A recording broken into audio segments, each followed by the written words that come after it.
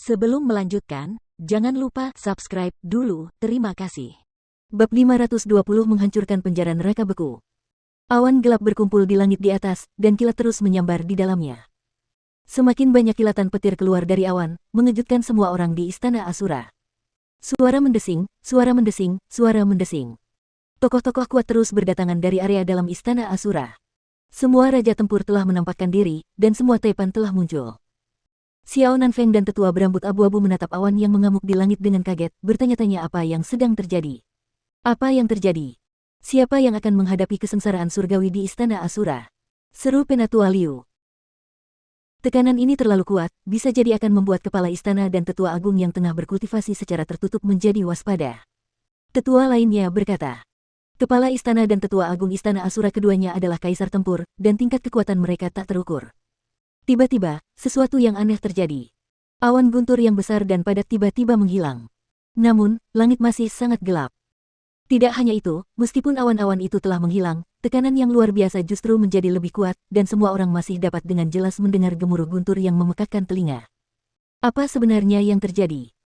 Taek.on ketiga berteriak kaget. Dia tidak tahu apa yang sedang terjadi. Penjara neraka beku, kesengsaraan surgawi telah pindah ke penjara neraka beku. Cepat, kita harus mencari tahu apa yang telah terjadi.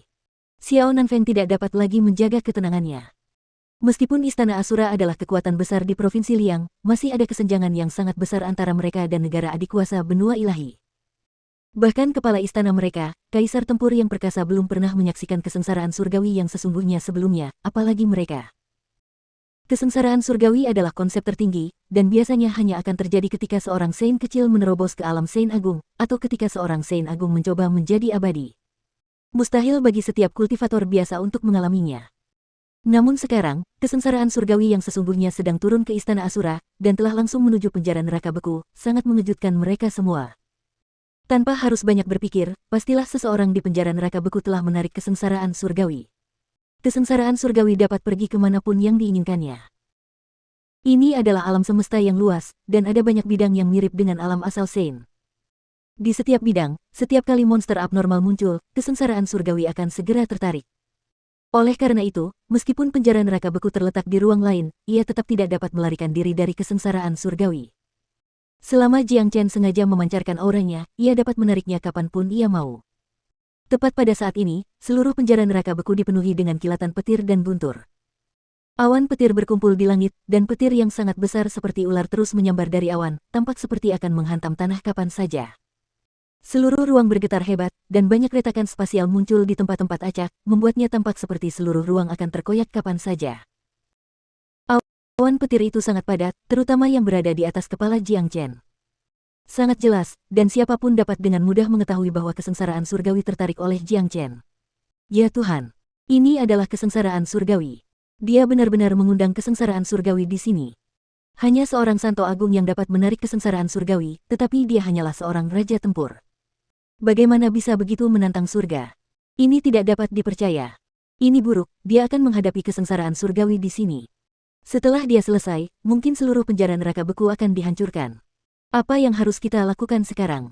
Apakah kita akan menghentikannya? Apa kau gila? Apa kau tidak tahu betapa menakutkannya kesengsaraan surgawi? Itu adalah hukuman yang dikirim oleh surga, dan siapapun yang berada di bawahnya akan dihukum oleh surga, dan kau hampir pasti akan mati begitu kau mengalaminya. Semua raja tempur di Istana Asura tercengang. Awalnya, mereka ingin membunuh Jiang Chen begitu tiba, tetapi mereka tidak pernah menyangka Jiang Chen akan memberi mereka kejutan sebesar itu. Dengan ini, tidak ada yang berani menyerangnya. Mungkin bahkan kepala istana sendiri, seorang kaisar tempur, tidak akan berani mendekati kesengsaraan surgawi ini. Lagi pula, begitu seseorang mengganggu kesengsaraan surgawi, dia akan memicu kesengsaraannya sendiri. Kesulitan kesengsaraan surgawi didasarkan pada kekuatan keseluruhan seorang kultivator. Jadi, bahkan seorang kaisar tempur mungkin terbunuh olehnya. Ya Tuhan, ini adalah kesengsaraan surgawi. Saudara Jiang benar-benar menantang surga. Di dalam pedang suci surgawi, mulut Tan Lang terbuka lebar karena terkejut. Dia dapat melihat dengan jelas apa yang terjadi di luar pedang suci surgawi, membuatnya menyadari apa yang dimaksud Jiang Chen. Jiang Chen ingin melawan Istana Asura menggunakan kesengsaraan surgawi. Ini adalah pendekatan yang ganas. Tan Lang bersembunyi dengan pedang suci surgawi. Dengan perlindungannya, keselamatannya terjamin. Namun, meskipun Jiang Chen memiliki kesengsaraan surgawi sebagai kartu trufnya, ia tetap khawatir tentang Jiang Chen. Seseorang sebelumnya telah memberitahu Tan Lang bahwa bahkan seorang suci agung akan berada dalam periode yang sangat rentan setelah melalui kesengsaraan surgawi, apalagi Jiang Chen. Jadi, begitu kesengsaraan surgawi berlalu, Jiang Chen akan berada dalam situasi yang sangat berbahaya. Semakin banyak prajurit kuat berdatangan ke penjara neraka beku. Pemimpinnya adalah Taipan Agung, Xiao Nanfeng, dan juga Penatua Liu, Raja Tempur kelas 9. Itu adalah barisan yang besar, karena hampir setiap prajurit kuat Istana Asura telah tiba. Namun, mereka semua tercengang dengan apa yang mereka lihat. Taipan Agung, Tetua Liu, orang itu adalah Jiang Chen. Dia telah membunuh Ling Yi, dan dia telah mendatangkan kesengsaraan surgawi. Sepertinya dia akan menghadapi kesengsaraannya di sini, kata Tetua Raja Tempur kelas 7 dengan tergesa-gesa. Ini benar-benar kesengsaraan surgawi, aku tidak pernah menyangka orang ini begitu menentang surga. Kesengsaraan surgawi akan segera tiba, dan jika kita membiarkannya menghadapinya di sini, seluruh penjara neraka beku akan runtuh. Tempat ini telah dibuat dengan cermat oleh kepala istana sendiri, dan akan menjadi kerugian besar bagi Istana Asura jika dihancurkan, kata Penatua Liu. Jiang Chen, aku yakin kau datang ke sini untuk menyelamatkan Tan Lang. Sekarang, aku memberimu izin untuk membawanya pergi. Namun, kau harus meninggalkan tempat ini secepat mungkin. Aku berjanji, Istana Asura tidak akan pernah mencoba memburumu lagi. Xiao Nanfeng berteriak pada Jiang Chen yang berdiri di tengah awan petir. Meskipun dia juga membenci Jiang Chen, tidak ada yang lebih penting daripada penjara neraka beku saat ini. Selain itu, bahkan jika dia membiarkan Jiang Chen pergi sekarang, Xiao Nanfeng masih bisa mengejarnya dengan mudah setelah kesengsaraannya selesai. Saudara Jiang, orang ini adalah Xiao Nanfeng. Tan Lang berkata kepada Jiang Chen melalui indera ketuhanannya. Jiang Chen menoleh ke arah Xiao Nanfeng, dan tatapannya langsung menjadi dingin. Dia telah berjanji kepada Zhuang Fan untuk membalas dendamnya, dan sekarang, dengan munculnya pria yang berpura-pura saleh ini, Jiang Chen merasakan keinginan yang kuat untuk membunuh Xiao Nanfeng dengan kesengsaraan surgawi. Namun, Xiao Nanfeng bukanlah orang yang mudah dihadapi. Dia adalah pria yang sangat berhati-hati terhadap kemungkinan adanya rencana jahat terhadapnya, jadi tidak mungkin dia akan jatuh ke dalam perangkap Jiang Chen. Haha, jadi kau bajingan Xiao Nanfeng yang memperkosa istri orang lain dan membunuh anak-anak mereka yang tidak bersalah. Aku benar-benar membenci orang sepertimu. Dengan cara apapun, aku akan menghancurkan penjara neraka beku ini hari ini. Jika kau memang hebat, turunlah dan lawan aku sekarang. Jiang Chen tertawa terbahak-bahak. Meskipun Xiao Nanfeng berkata ia akan membebaskan Jiang Chen, pada dasarnya ia memperlakukan Jiang Chen seperti anak berusia 3 tahun. Ia takut Jiang Chen akan menghancurkan penjara neraka beku, jadi ia hanya membuat janji kosong. Apapun yang terjadi, hubungan permusuhan antara Jiang Chen dan Istana Asura tidak akan pernah bisa diselesaikan. Ledakan. Tepat setelah Jiang Chen selesai berbicara, ledakan keras tiba-tiba terdengar dari awan petir. 6 baut petir merah menampakkan diri, dan melayang di atas kepala Jiang Chen.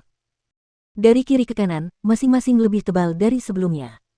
Jiang Chen sangat akrab dengan kesengsaraan surgawi, jadi hanya dengan satu pandangan, dia bisa tahu bahwa ini adalah 6 kesengsaraan menengah yang legendaris. Haha, ayo kita lakukan ini. Jiang Chen mulai tertawa. Dia tidak menunjukkan tanda-tanda takut bahkan saat menghadapi 6 kesengsaraan menengah ini. Dengan tubuhnya yang kuat, dia dapat dengan mudah menahan 4 kesengsaraan awal. Namun, keempat kesengsaraan ini dapat dengan mudah menghancurkan seluruh Istana Asura.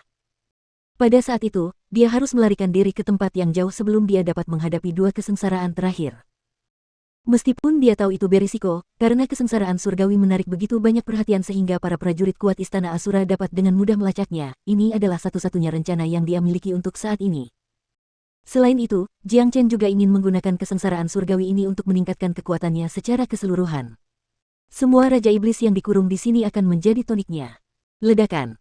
Ledakan keras lainnya terdengar di udara.